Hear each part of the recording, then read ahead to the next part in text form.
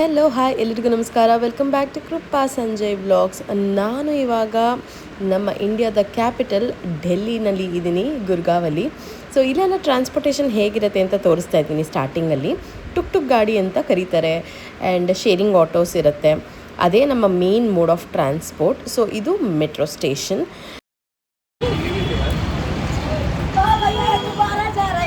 हाय बोल हाय.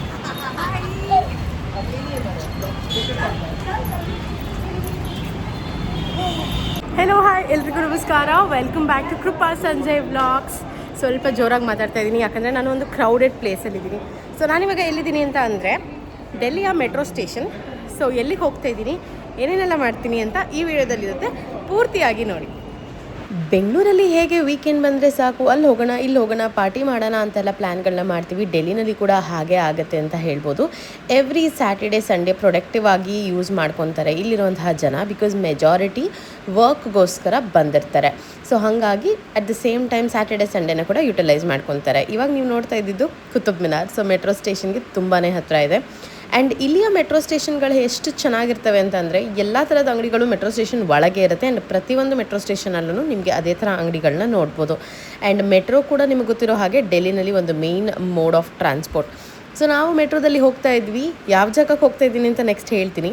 But on the way ಹೋಗ್ತಾ ಆ ಸ್ಟಾಪಲ್ಲಿ ಇಳ್ಕೊಂಡಾಗ ರಾಜೀವ್ ಚೌಕ್ ಅನ್ನೋ ಸ್ಟಾಪ್ನ ನಾವು ಇಳ್ಕೊಂಡಿದ್ದು. ಆವಾಗ ಮೋಮೋಸ್ನ ತೊಗೊಂಡ್ವಿ.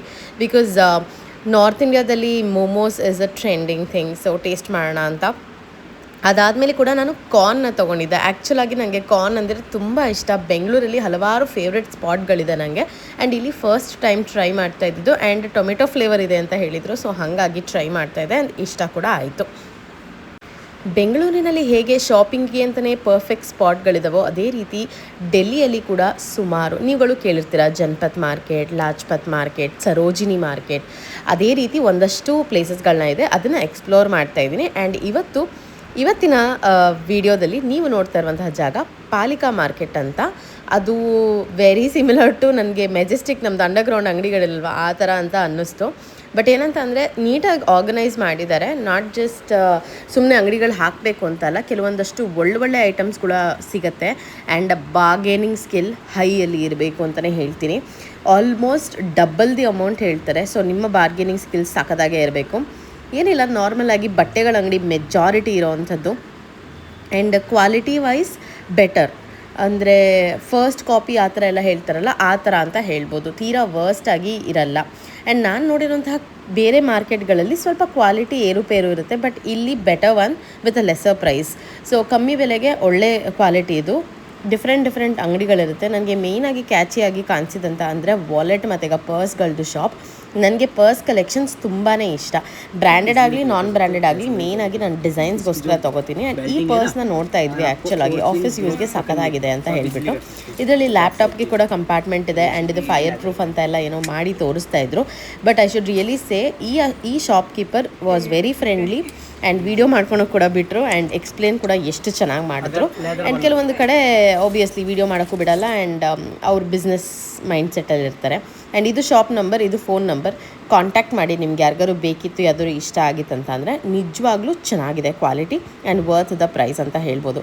ಆ್ಯಂಡ್ ಇದು ವೆರಿ ಫೇಮಸ್ ಕೆನಾಟ್ ಪ್ಲೇಸ್ ಅಂತ ಕರೀತಾರೆ. ಅದನ್ನ CP ಅಂತ ಕರೀತಾರೆ. ಸೊ ಅಲ್ಲಿ ನಿಮಗೆ ಯಾವ ಥರದ ಹೈ ಲೆವೆಲ್ ಬ್ರ್ಯಾಂಡ್ ಬೇಕೋ ಪ್ರತಿಯೊಂದು ಬ್ರ್ಯಾಂಡ್ಸೂ ಅಲ್ಲಿ ಸಿಗುತ್ತೆ. ಅಲ್ಲಿಂದ ನೆಕ್ಸ್ಟ್ ನಾವು ಹೋಗಿದ್ದು Janpath market. Very famous Janpath market. ಆ್ಯಕ್ಚುಲಾಗಿ ಸರೋಜಿನಿ ಮಾರ್ಕೆಟಿಗೆ ಕಂಪೇರ್ ಮಾಡಿದ್ರೆ ಜನಪತ್ ಮಾರ್ಕೆಟ್ ಬೆಟರ್ ವರ್ಷನ್ ಅಂತ ಹೇಳ್ಬೋದು. ಬಟ್ಟೆಗಳು ಕೂಡ ತುಂಬಾ ಆಪ್ಷನ್ಸ್ ಇತ್ತು. ನಿಮ್ಗೆ ಯಾರಿಗಾರು ಟ್ರೆಂಡಿ ಸ್ಟೈಲ್ಗಳು ಅದನ್ನೆಲ್ಲ ತೊಗೊಳ್ಬೇಕು ಅಂತ ಅಂದರೆ Janpath market is the best ಅಂತ ನಾನು ಸಜೆಸ್ಟ್ ಮಾಡ್ತೀನಿ. ಬಟ್ಟೆಗಳಾಗಿರ್ಬೋದು, ಆ್ಯಕ್ಸಸರೀಸ್ಗಳಾಗಿರ್ಬೋದು, ಅಥವಾ ಬ್ಯಾಗ್ಗಳಾಗಿರ್ಬೋದು. ಮೋರ್ ಓವರ್ ಇದಕ್ಕೆ ಅಂತಲೇ ಹುಡುಗಿರಿಗೆ ಅಂತೂ ಶಾಪಿಂಗ್ ನೆವರ್ ಎಂಡಿಂಗ್.